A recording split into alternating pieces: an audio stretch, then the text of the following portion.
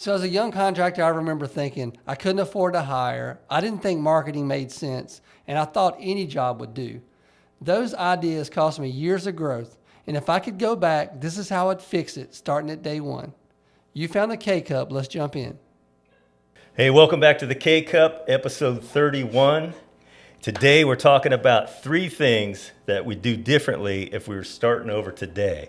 And of course, John's going to make this a little more personal because he's going to talk about it from his perspective as the CEO of the company. But it's really talking about, looking back with hindsight. Hindsight's 2020, of course, and picking out 3 areas where maybe taking a little different approach from the very beginning may have put you in a different position business-wise earlier on, and maybe with I wouldn't say less effort, but with maybe different effort, or maybe making the effort that you're exerting produce more return on the effort. So we're going to get into that. We have these three bullet points that we want to talk about today that John's going to share from his past experience with being in business, and maybe not appreciating some of the things that you really need to focus on right from the get-go. Of course, being a builder and being a contractor in the beginning stages a lot of times is different than being a business owner. There's definitely a whole nother skill set there that you have to develop, and like everything, it takes a little bit of time. It just doesn't happen magically. You just don't, take a pill and now you're a business owner, a great businessman or whatever. So anyways, that's what we're going to talk about. Let's jump into this first point of these 3 things: business strategy and building for scale from day one. In that bullet point there, in that first point that we're going to talk about with business strategy and thinking in terms of how am I going to make this thing grow, we're going to talk about the idea of staffing up earlier, investing in systems and processes before you ever think you really need them. Ditch the legal pad and pen maybe, and get you a management software program, and then building financial buffers, and in addition to that, learning to appreciate how important it is to understand what your real numbers are, basically meaning what it really costs you to run your business, so that you make sure you're covering that before you start thinking any dollar you make is profit. So let's go ahead and talk about business strategy and thinking about building for scale from day one. Yeah, so, just thinking about, just listening to you talk and thinking about how this whole thing got started.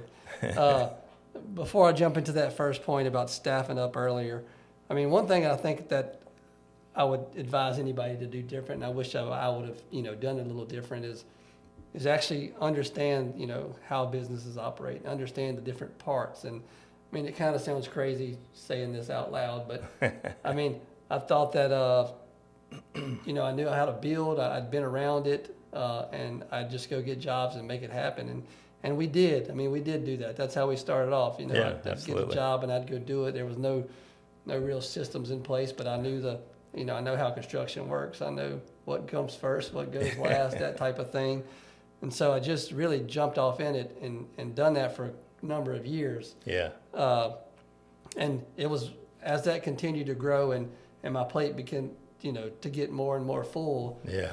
That I started to realize that I needed help. But I didn't want to make the move. I didn't feel like I could afford it. Yeah. But the thing that I would do first is I would really dive in. I would really read some business books or go get some ideas from some people that's already had a business. We're a GC, a general contractor. I've never worked for a general contractor, so everything that we do here, we kind of just figured out on our own. Yeah. And started to understand, how the processes work. But so with that being said, the first thing I would do is seek out some good advice, from some people who's already done it, and understand that there's more than just a trade to it, because we're all pretty good at our trade, or if you have something that you like, you're good at it. But to your point that you opened up with, being good at a trade and running a business is 2 very different things. Yeah. So I really wish I would have took a little more time and understood that part of it. But as a 24-year-old, 25-year-old, you don't really think about that. That's right. Yeah. But that's how I would have started off different. Sure. But then as far as the staffing up, like I needed help for many years before I actually hired somebody. And I was, I just had the mentality that I couldn't afford to hire anybody. There just wasn't enough money there. Mm-hmm. But the reality is, once I finally made the conscious effort to hire somebody, all of a sudden we saw a little growth. And then we hired somebody else, and all of a sudden we saw a little more growth. So once some of these responsibilities begin to fall off my plate, it opened up the avenue for me to go connect with more people and to grow the business. And in addition to that, I had 3 other people trying to grow the business. Yeah. So now all of a sudden we had a team of people trying to grow what I'd been trying to grow by myself. Yeah. So that thought of not being able to move forward and not hire somebody that I probably literally fought for years potentially really halted some growth that could have happened, Yeah. And I mean, I know that I was in business for quite a few years before I pulled the trigger on that. And I know that we've grown substantially since I did decide to let's make a hire and let's bring somebody on board, Yeah, for sure. So I would say that don't let that stop you. Like, you have to have help. You have to be able to move forward. Yeah. So I'm just imagining that then hand in hand with the, really resisting, that urge to hire somebody, because it is a big step, when you take on another human being and you're taking on their whole life's going to revolve around your business now, because that's how they're going to make their living. So it's a weighty responsibility, and I know you take that kind of thing seriously. So hand in hand with that, though, is probably also the fact that you hadn't staffed up probably also had you not really moving towards, developing systems and processes, or maybe even, getting a management software program or something like that to start managing the business, So talk about that a little bit. How did that come on board for you when you kind of went from paper and pen and, ruler to actually, managing it with technology or whatever the first form was. You got me laughing over here. I wasn't ever paper and pen. No, my to-do list was paper and pen for a long time. There you go. So, I feel like that I've always been pretty organized when it comes to, keeping my bids together, keeping my subcontracts together, that kind of stuff. Yeah. I had a basic system that I used, in Windows that was fairly organized. Good. That I was able to stay organized, be productive. If people needed something, I had it. But where I think I can answer your question is, as I began to hire people, I guess I failed to realize that everybody likes to do stuff their own way. Yeah. So you got to standardize it. That's right. So I didn't really have anything developed, even though I was organized and I did everything the same way, job after job. Yeah, you're consistent. I didn't have that spelled out. I didn't have it written into a system. And so the first hire that came on, I didn't teach them that way. Yeah. And once I started realizing, man, I don't really like the way that's going. Yeah. It was a really hard transition to be able to get me to teach that person the way I wanted to do it. Yeah. So that's one of the things that I would definitely say has to happen is you have to understand your systems, even if it's just you. Yeah. Understand your method, understand how you're doing it, figure out the way you like it, figure out the way it works best. Yeah. And document it, create it. Yeah. Make a video of it, write it out, Yeah. In a document. And when you make that first hire, have that person ready to go and say, this is how we do things. So in hindsight, you would have that thought in mind of, well, how would I show someone else how to do what I'm doing here? And then you'd set something up that you'd be able to actually say, look, this is how I want you to do this. And absolutely. do it the same I mean, way. I think the first time you want to be able to walk somebody through it. You want to be able to tell them this is how we do things. Yeah. But you want to have something that they can ultimately drop back to when they're in the middle of working that they can And follow you're not up. around, maybe. That's right. Yeah. And, honestly, even as our company grows now, we still run into stuff where I'm like, man, we need to add that to our onboarding process so that when they come in, they already know how to do it, and it's they don't have to create their own way. I mean, we're still seeing that kind of stuff, occasionally as we hire new people and do different things. So it's definitely a system. It's definitely something that you have to, continuously work at. But I think that, anytime you could get some systems in place and some very basic systems to your operations, it's going to serve you well. And I definitely feel like for sure in the first few hires, we lost lots of time with just repetitive training, having to show, somebody to do something 2 or 3 times. Yeah. And even just some of the processes, as far as how to bid, what subcontractors we use, that kind of stuff. Yeah. If we could have had that spelled out, save a bunch of time and effort. Yeah. So I think that's important to do. Do you have a construction project, but you just don't know where to begin? Let us show you the steps that are necessary to make your project a reality. I'm John Kelly with Kelly Construction Group, and I wanted to jump in here for just a second and let you guys know that here at Kelly Construction, we're more than just a builder. We're your one-stop solution. We want to help you with planning, design, permitting, and construction. If this sounds like a solution you need, reach out to us today. We've left the links in the show notes. Set up a call.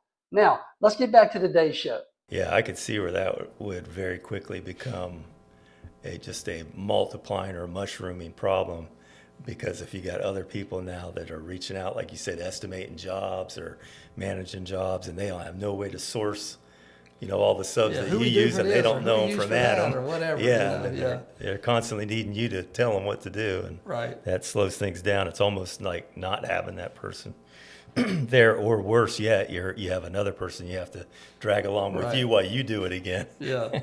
So, anyways, that really, does show how you need those. It illustrated, I guess, what I'm trying to get to about the importance of having systems, and even like you said, you're very organized. I know you went through a construction management program, so you had formal education, and no doubt they go over the administrative part of being in business like that. So you had that mindset, but still you recognize that the minute you started getting staff, that wasn't going to be good enough, that you had to have some other program in place. So yeah, well, even thinking about that, the method that I was using, it doesn't work well when you start bringing on other team members and other things. I mean, we went to construction software years ago at this point. Yeah. But that was a part of kind of looking at our system and understanding, what, this really ain't working for 4 or 5 of us. Yeah. And we went to a system that does work, that was designed for multiple users and different arms of the company. And even that, I mean, that's a great example of something that, I could have invested in earlier. I could have learned how to use it earlier. Yeah. We had quite a big team, all kind of trying to learn it at the same time. Yeah. So even that would be an improvement. Find that system or find that software program, whatever it is, buy into it early and have it perfected so that once you're growing your team, you know how to do it like the back of your hand. Yeah, that really speed things up quite a bit. So let's talk about the money a little bit, financial buffers, understanding your numbers.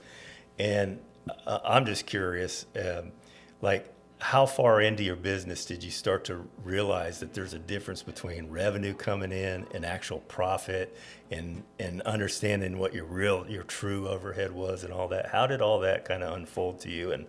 And when did you really put the energy into understanding that to start building your business? Yeah, I mean, knowing my numbers and understanding the numbers, I mean, I would say I was probably at least 3 or 4 employees in before I really dug into that.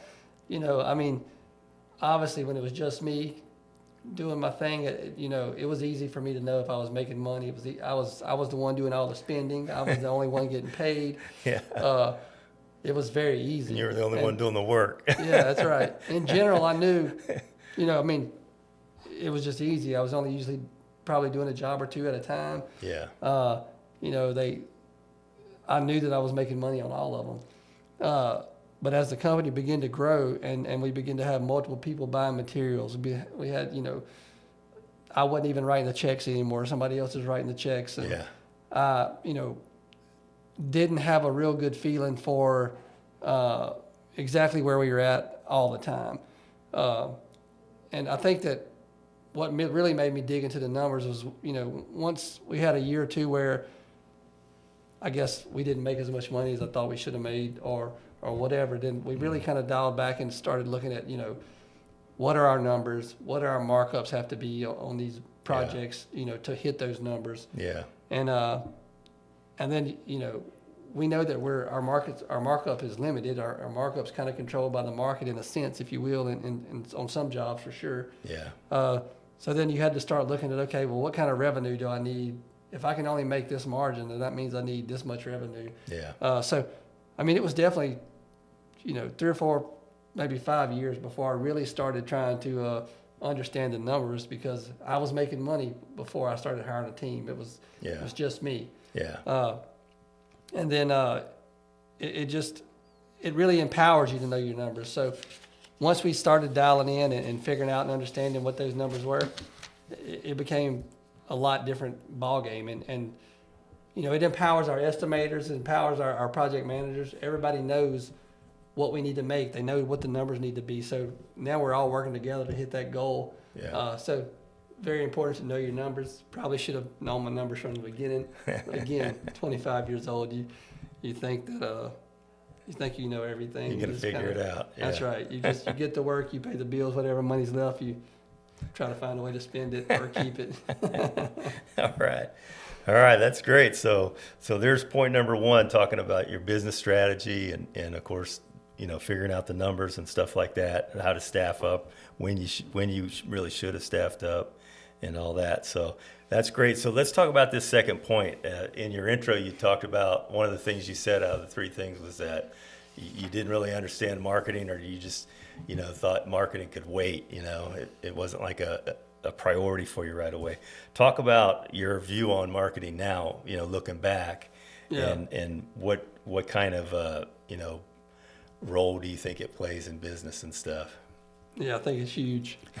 I mean, obviously, again, this is something that's crazy. Like now that I sit here and think about it, and when I say this to you, it seems super dumb, but like I literally didn't think that there was really a place for marketing in construction. Like I thought that everybody has a friend that's a builder. I thought it was kind of one of the things, just word of mouth. Yeah. I guess, and I was young, so I guess maybe some of it was, I thought that even if I was marketing, like, why would these companies hire me? I'm just a kid or just whatever. Yeah. But I really just didn't believe in marketing. Like, I just thought that, not that I didn't believe in marketing. I didn't believe in it in what I was doing. Didn't think it was relevant for you at the time. I didn't think it was relevant for construction. Yeah. But sometime, probably the same time that some of these other things started happening, I connected with a company that does some marketing and some different stuff. And at first I was very leery, but they were also saying a lot of stuff that had my attention. Like, are you tired of not having enough revenue? Are you tired of, you know what I mean? Yeah. Just saying a lot of things that was like, man, I can relate to everything they say, and they must know something. Yeah. And so I ended up biting the bullet and signing a contract with these guys, getting them to do some marketing, different stuff. And I mean, right off the bat, we saw it pay off. I mean, we started getting calls from leads that normally we weren't getting. The phone literally, before that day, I promise you, the phone probably never rang like more than 5 times where somebody was calling saying, hey, I need a contractor. I mean, I was always out looking for the jobs, and I was always out, on the public bid market or knocking on doors, whatever. Yeah. So never had an inbound call before, we started doing some marketing. So that paid off right off the bat, and we understood that there was a need for it. And now obviously we spend a lot of time, trying to think how we want to market and what we want to look like. Yeah. And we do a lot of different things, in that realm now. Yeah. And they pay off. What's that? I said, and they pay off. I mean, oh they yeah, do. absolutely. So one of the aspects of the marketing thing is figuring out what space you're going to serve, and we talked a little bit about before the show started about you wish you'd kind of focused in more on what you're really going to do, and you're kind of had a broad approach to the construction stuff. You didn't really niche down and own that niche. So talk about that a little bit, if you would.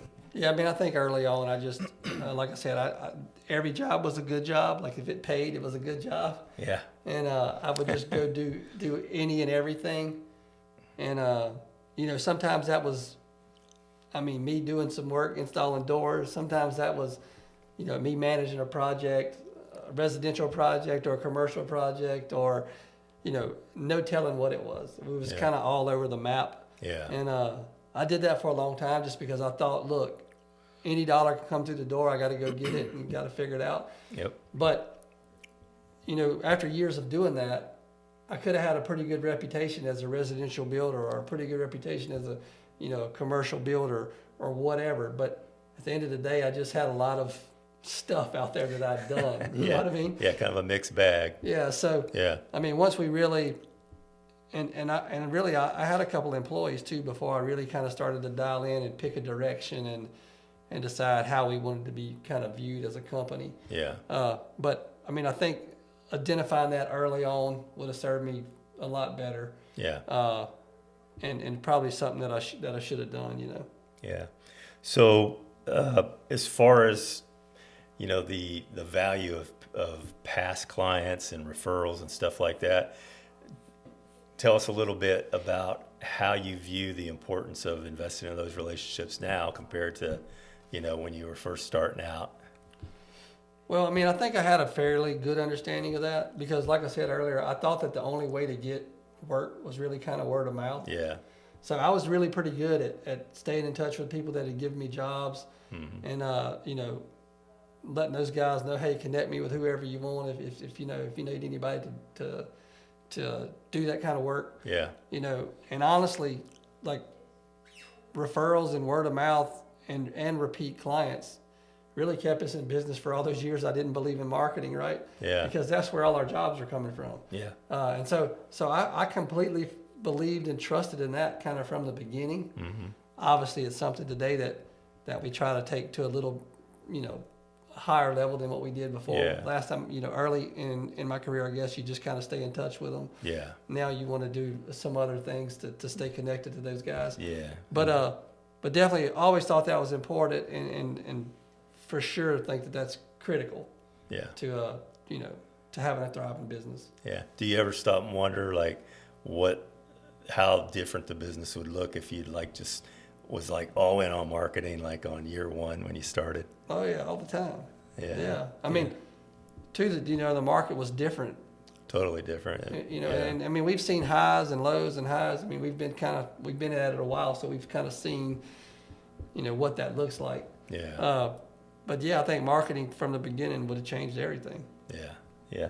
I mean, you could have the best service in the industry, but if no one knows who you are, it really doesn't matter. Right. So it makes you wonder what people would know about you now that, had they learned about you years ago or whatever. So, I mean, that's the hindsight 2020 thing, looking backwards and all that. Well, too, even with some good marketing in the beginning, I could have looked more experienced. I could have looked more professional. I mean, Yeah. marketing has a way of making you look like you're something. You're legit. You know what I mean? So yeah. I remember early on having some sales calls and stuff, going to, meet people and just not really having anything. They're like, who are you again? Yeah, just not really having anything, to show or even really talk about except for, hey, man, I want to go do a good job for you. Yeah. And a lot of times that just ain't enough. When somebody's looking to spend $500,000, $600,000, $1 million on a project, Yeah. they want to see a resume. They want to see some stuff. You know what I mean? Yeah, it adds a level of credibility that you just don't get without it. Yeah. It's definitely another layer. So that's a good point looking backwards that marketing is definitely something that, like you said in your intro, you'd change from day one if you could go backwards. Of course, none of us can, but that's why you're giving us this insight today. So anyone listening or thinking about jumping in, you should know that right from the get-go, you need to jump in on marketing and be promoting yourself. I mean, I think you just got to have an overall, a really put together plan. Yeah. Honestly, I would say that probably should have closed the show out with this comment. But I knew that I wanted to have a business. I knew that I know I needed to go get licensed. I knew those couple of things. Yeah. I didn't really have a real spelled out plan. You know what I mean? Yeah. Yeah. Anyway. I think that's common with a lot of, young guys, particularly in the trades. You just want to get out there and start making money and get to work, but this is kind of a cautionary tale where even though you're successful now, if you could back up and just, Yeah, like what did it cost us? Yeah, just back up a little bit and map things out a little bit more, and you might even 10x that success or whatever. So, all right, so let's go ahead and talk about that third point, and this one's a little different than what you had brought out in your outline about, any job will do, which we can totally relate to, and we've done, shows on that, about the cost of just saying yes to anything. Yeah. But in this particular, part of looking back about, maybe taking a different approach, I wanted to talk a little bit about relationships with subcontractors and the importance that they play in your, in your business. Really, I mean, you're only really as good as your worst subcontractor. So, Right. So talk a little bit about. I know that you were kind of, you were pretty keen on identifying subs that were valuable early on in your career. I don't think that's common with every young guy that goes out and starts a business in this industry. But given that, though, talk a little bit about what your early approach was, and then how has that grown, over 17 years in the business. Yeah, I mean, I think I kind of got that right by, I don't know if it was by luck or how I got that right, but, I was able to connect with some good subcontractors very early on, first job or two, that I used for many years. Actually still use some of them to this day. Yeah. And what I was able to realize is, man, these guys are doing a good job. And they were, specifically one or two of them would bringing me under their wing. They knew that I was a young contractor, showing me things that I didn't know, explaining some stuff to me. That's awesome. Just taking time out to really kind of educate me, without me asking. I don't know. I guess they could tell. They didn't make you feel dumb. They were just there to help. No, that's pretty awesome. I guess they just knew that I was green and whatever. So I was able to connect with a few really good contractors. So they kind of set the bar going forward as I connected with new contractors. If I wasn't getting that level of professionalism, and I could identify good and bad work. So if I wasn't getting good work and I wasn't getting that leadership that I had with those other subs, then a lot of times I would just mark them off the list. Yeah. But what that allowed me to do is build a really good base of subs that helped me be successful early on. Yeah. Now, as the company's grown, we've tried to lean into a process that we really, kind of look at our subs and make sure we're using good subs. But I mean, from time to time, you get a bad apple, and that's just the way it is. Yeah. But what's important is to understand what those good subs look like, and to make sure you keep that relationship. Absolutely. I mean, we say that all the time, but we're only as good as our worst sub. Yeah. And as long as you pick good ones, you don't have a problem. Yeah. So I think it's very key, specifically in our world, to connect with some good subcontractors. Yeah. I mean, that would be something worth vetting out early on, not trying to make that decision on your own. Or, if you are hiring somebody, get some references. Ask for some jobs that they've done. Do something to ensure you are getting that high level sub. But again, I connected with some subs early on. They were really good at what they did. They had people that cared enough to show me some ropes. Yeah. And it's worked out well for us. I mean, we still have good relationships with most of those guys. I mean, it sounds like they played a kind of a pretty substantial role in your early success. So it really highlights the importance of good subs. If hopefully people listening are catching up on that, the fact that they were producing good quality work and that they were so professional really lent to your success, right? Absolutely. Well, I mean, I can think of a contractor or two that if I hadn't worked with them on that first job or that second job, when there's jobs that popped up, I never would have bid it because I wouldn't have felt like that I had the capacity to do it. Yeah. But teaming with them, I knew they had the men that knew how to do it. I knew they had the skills to do it. Yeah. So I would bid it and I would do it. Great point. And that happened time and time again for a lot of years. Opened up doors. Until I really grew and had a good grasp on, most scopes and most stuff that we deal with today. Yeah. So one of the points in our outline was, we talked about treating subs like partners, not just vendors.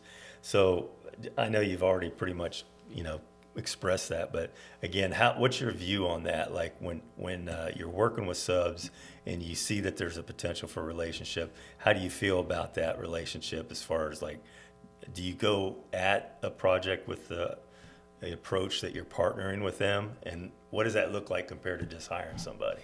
Yeah, no, I definitely do. You know, thinking about that situation, and there's plenty of times, and I feel like we've said this on the show before, but I mean, there's plenty of times where we've gotten into a project and, you know, maybe a sub missed something in the bid or overlooked something, and then we're willing to eat some of the cost and help them out so that they don't take a loss. Yeah. And then that's happened the same way the other direction too, where, Yeah. you know, maybe we missed something, but the sub stepped up and helped us out and helped us make it right so that we didn't have to go back to the client for more Yeah. money. So, I mean, there's some give and take as a partnership. Yeah, that's a great example of that. And I look at it too, I mean, I kind of feel like, I mean, obviously they're not our employees. We don't have to look at them like they're our employees, Yeah, but they are a part of our team. They are critical to what we do. absolutely. So, I mean, we try to take time out and, you know, have an appreciation day for the sub or Yeah, take one of them to lunch or do something like that. But, yeah, I mean, they're a part of the lifeblood of our business. So yeah. it's important to maintain those relationships and keep them. Absolutely, yeah. No, I really like that point about as a partner, you're willing to, you know, you go all the way with them as far as like, you know, sharing costs when there's a problem, because every project there seems to be something that somebody's missed, whether it's on their end or your end or whatever, and it's having that working relationship where you're willing to meet each other in the middle, and you know, for the success of the project and the success of each other, so that neither right. one is going to take such a hit that it's hard to come back from, or you don't want to work together again, Right. that type of thing. Well, you that's know? how you know you got a good sub, because Yeah. when they're willing to have that relationship, they know that Yeah. you rely on each other. Like for us to succeed, they have to succeed, Yeah. and vice versa, you know? Yeah, that's a nice quality to find. I don't imagine it's found in every sub that you work with. So Yeah. when no, you do absolutely. come across that, I can see where you'd hone in on that and want to build that relationship. So we talked too about, you know, and you've mentioned this already, like the point in the outline was, you know, build a reliable, stable, and not a Rolodex of people. So instead of having like 50 subcontractors you've done one job with, you know, have a half a dozen that you've done multiple projects with, Yeah. and that you really know and can trust and all that. Yeah, I mean, you want to have multiple subs because it keeps projects balanced. It keeps them priced at the right range. Yeah. You know, if you have a really good subcontractor, but they're super busy and they're going to go have to hire another electrician or two, then their price might be a little higher. But if you have another sub that you're working with quite frequently as well, but maybe they're a little slower, but their price point's a little better probably. Yeah. So, you know, having multiple options, it helps from the price point from the client, but it also gives us options. You know, if we're completely relying on subcontractor A and he's slammed, well, Yeah. our work's going to take a hit. Yeah. So just from scheduling and actually getting the project done too, Yeah. it makes sense to have multiple options. Yeah. You know, for good subs. Sure. So it's good to have, like it says, a stable of subs, you know, Yeah. in other words, multiple subs, but not necessarily, you don't want to have just a bunch of one-hit wonders either, Right. that you really don't have any relationship with. I mean, our approach on that is, I mean, we really want 2 or 3 good subs for most scopes that we do. Yeah, that's a good And then- rule of thumb. And then I like to try to be loyal to them. I mean, I like to try to, you know, if a project pops up that I can Yeah. direct their way and I can hand pick my electrician or hand pick our plumber or Yeah. whatever, then I like to be able to do that. Yeah. You know, for the quality, for the quality, one, you know you're getting good quality, but two, just for the partnership that we're talking about, Yeah. just to continue to keep that rolling. Yeah, absolutely. So, and you kind of mentioned this last point that I want to talk about, and you mentioned it early on about how, you know, you were capable of recognizing quality work, but really the quality of your subcontractor and their work is really your reputation. Yeah. So just speak to that just for a minute again to kind of reemphasize that point so I mean, that people I think understand. that's a good place to start when you're choosing a contractor. And I mean, what I mean by that is, you know what you want your company to look like. You know how you want your company to produce. Yeah. You know, pick contractors that are subcontractors that look like that act like that do Yeah. the same thing. you're going to be in the right direction. You're going to be, stepping in the right direction when you find that contractor. Yeah. That don't mean they're going to go perform and do it at a high level, but if they taking the time and the effort to be presentable and professional, and to, if they mirror your company's image, then you're probably starting off in the right direction. Yeah. But it's important because they're out there doing the majority of the work. Your subcontractors are doing, 85-90% of the work on the job. Yeah. So you got to make sure that they look and act the way you want to look and act, because at the end of the day, the product is 85% completed by them, Yeah, when someone looks back, when one of the stakeholders on a project looks back at the project in their memory, when they're talking with their people, you know what I mean, aside from us, they're thinking of whoever was there last, like whoever that last sub was trimming out, whether it's electrician or whatever, or plumber trimming out. That's who they're thinking of when they think of Kelly Construction or whatever the name of the company was that was finishing up the job there. Or maybe they just thinking of the worst sub that was on the job. Either Maybe, way, you got to make maybe sure so. you have a bunch of good ones. Ouch.